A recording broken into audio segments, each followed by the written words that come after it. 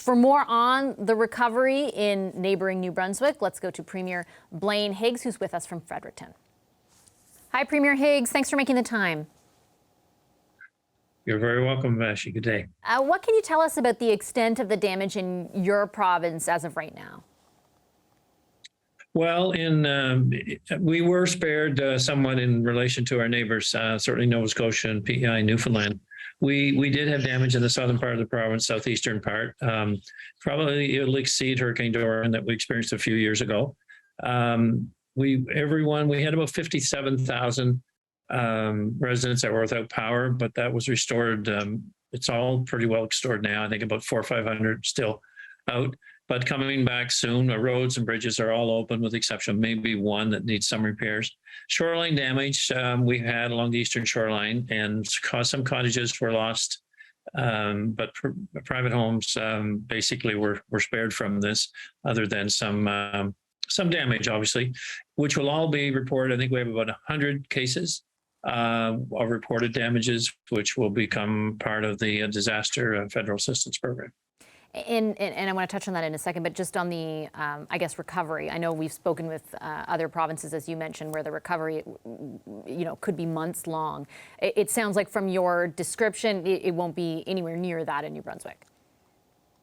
No, it won't be like that. I mean, we will have some long-term probably conditions which we'll look at, and that could be, whether shoreline erosion that'll need extensive work, not immediate work, but extensive work or rebuild up along the eastern shore. I think that'll be something that happens over many, many months, but it'll be needed. And there will be claims that, as I said, they aren't some businesses, some private homes, but things that are still allowing people to stay in business for the most part, and certainly be in their homes. And just to be clear, you likely will not need any assistance from the federal government. I know the three other provinces are utilizing the military, for example. It doesn't sound like you will need any of that. Right today, and I'm in constant contact with our emergency officials and as all over the weekend, and we're able to deal with our needs. We haven't asked for military support. The federal government was quick to respond. I was back and forth with Minister LeBlanc, and also the Prime Minister called. But the other provinces are in need of military support, and we've offered and are assisting them as well. As we have surplus people coming available, either in emergency services or in electrical services, we're also sending our resources to our neighbors, because that's what they would do for us, and it's the right thing to do. I know the effects this time around weren't as great as in other instances, but likely there will be future storms too. And where disaster relief comes into effect, I'm wondering your perspective on whether there needs to be some sort of shift or some discussions at least about changes to how fast people can get the money. I know that often they go through the province is backstopped by the federal government, but the main issue we hear from many of them, and right now it's likely in other provinces, but certainly in the future could be in New Brunswick or in the past has been, is the delay in actually getting that money. Is there any kind of discussion underway? Would you like to see one? Yes, and there is indeed discussion underway in that regard. And Minister LeBlanc and I've already had that in terms of identifying point people in each province that are going to work with the federal government to minimize the delay for recovery dollars. And he's committed to doing that, as have I.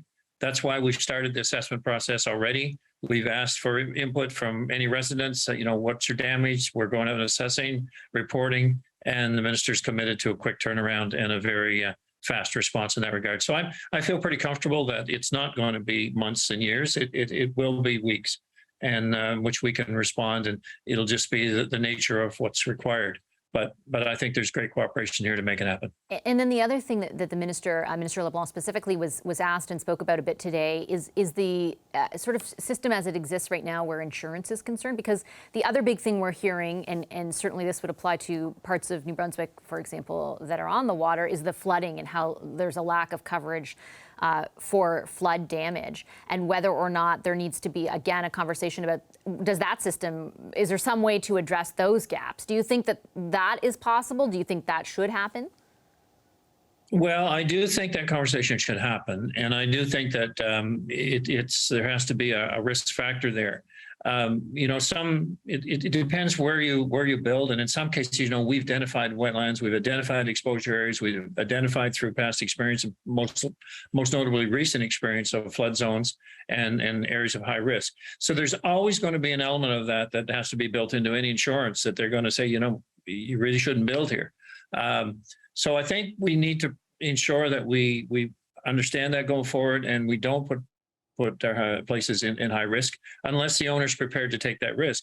But also, I think there needs to be some recognition of conditions that have changed, and people have been in a location for a long time, and all of a sudden things are changing now, and through kind of no fault of their own, they're now exposed, and insurance policies are not working for them. So I do think there's two conversations to be held there: future builds and current situations, and how we protect those that have fallen into a situation that they had no real ability to impact. Yeah, I think my question is certainly pointed at the latter. I totally get your point about, okay, if this is identified as a very risky place to build, then there's a separate conversation to be had there if you make that decision. But for people who are now kind of experiencing these once in 100-year storms every year and had built there years before that knowledge, is there any pressure, do you think, governments could apply to insurance companies, or will they likely have to find a workaround solution?